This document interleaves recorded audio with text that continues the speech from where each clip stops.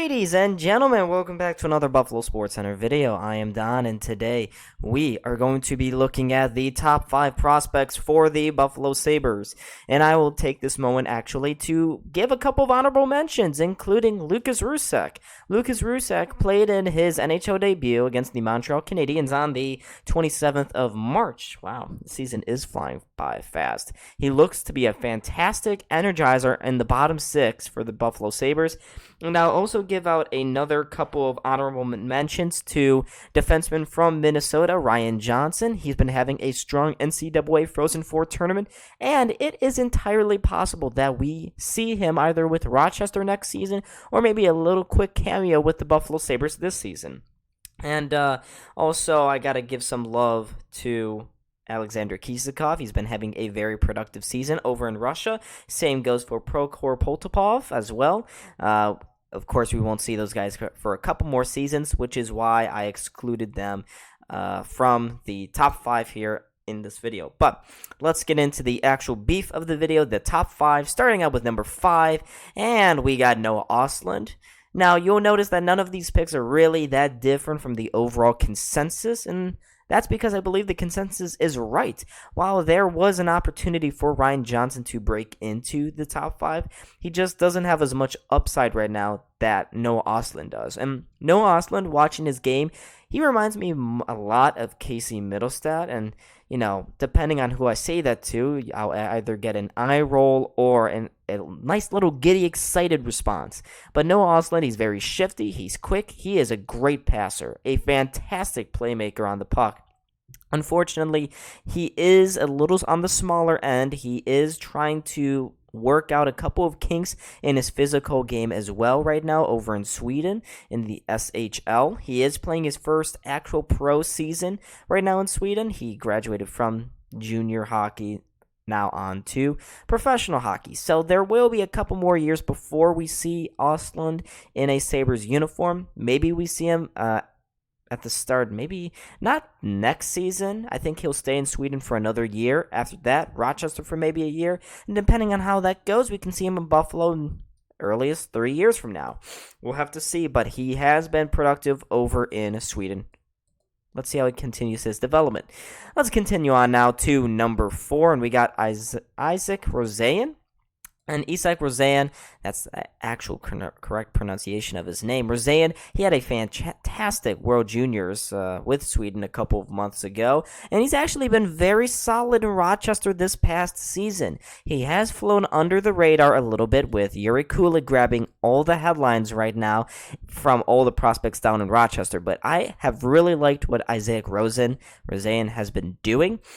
He's still got to work on his defensive IQ, though, but that was expected. This is his first pro season in North America after making the jump from Sweden, much like how we hope Noah Östlund makes the jump from Sweden very soon.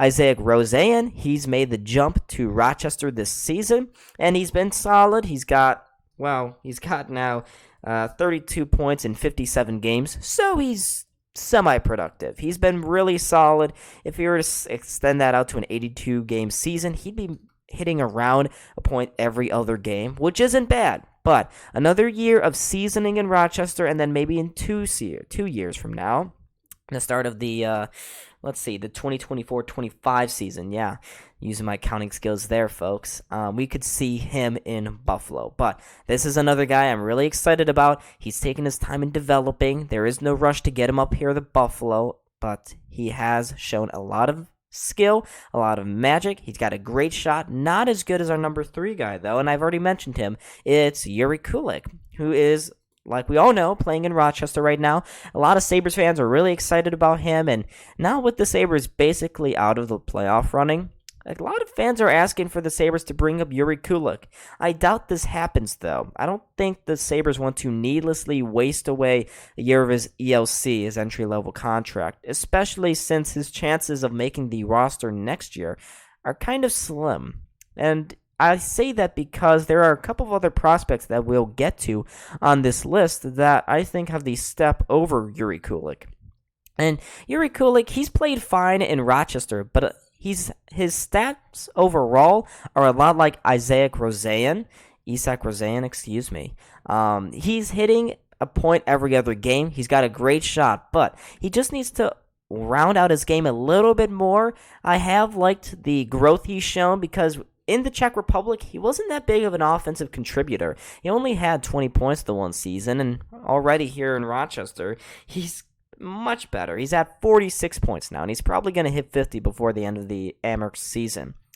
So I would like to see more Jiri Kulich. He would be a fantastic energizer again for the Sabres bottom six group in the future, but for now, let him keep on playing in Rochester, gain more experience at the North American level. Do not rush him because we got just as much depth coming elsewhere in the form of our number 2 pick here, Matt Savoie. And Matt Savoie has absolutely been lighting it up in the WHL this past season. He's at 96 points right now for the Winnipeg Ice. 96 points. He is turning that league into an absolute mockery, a cakewalk for him. And there is a serious chance that he could make the Sabres roster next year. And I mentioned it a little bit earlier with Jiri Kulich. And I mentioned how Jiri Kulich has slim odds to make the Sabres roster for opening night next season, for the 2023-24 season. And it's for one simple reason.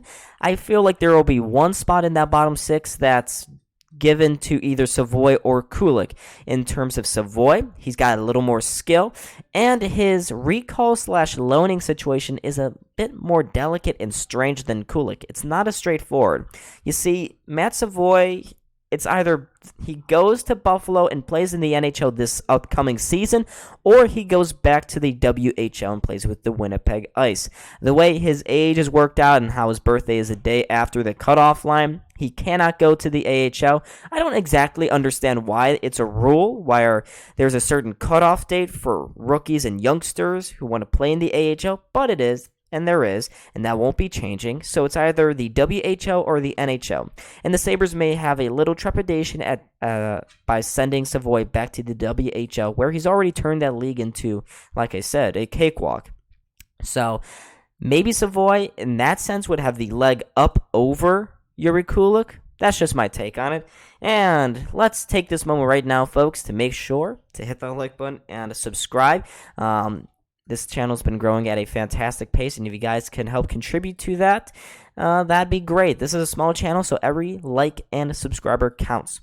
Anyways, let's talk about our number 1 pick here, and that is, of course, goalie Devon Levi, who at some point in the final 9 games of this Sabres season will be making his Sabres debut. It looks like it could be against the Rangers on the 31st, I believe. Yeah, it would be the 31st. He has been fantastic in every single level of hockey he's played in. At college with Northeastern University, he was fantastic. At the World Juniors, he was elite. He is one of the most exciting NHL goalie prospects across the league. The only other guy that I can think that has as much hype as Levi is Jesper Wallstedt for the Minnesota Wild.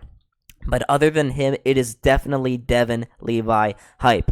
He is reported to Buffalo. He could be, hopefully, finally, is the Sabres goalie for the future. Us Sabres fans, we haven't seen one since Ryan Miller departed the team and the organization almost 10 years ago. And here we are now with Devon Levi, a guy that plays a very similar style of hockey that Ryan Miller played, which is unconventional goalie techniques, impromptu and improvisational saves. He is an elite prospect. He is by far the best Sabres prospect that they have currently in the organization.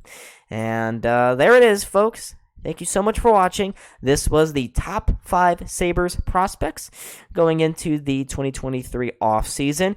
Make sure, folks, to hit that like button and subscribe. This is Buffalo SportsCenter. I am Don. And, well, I'll see all of you in the next video. But before I go, make sure to check out these videos right over here to my, what is this, right? Yeah, I kind of forgot my left and rights a long time ago. But anyways, check those videos out if you liked this one. Anyways, I'll see all of you very, very soon. Goodbye.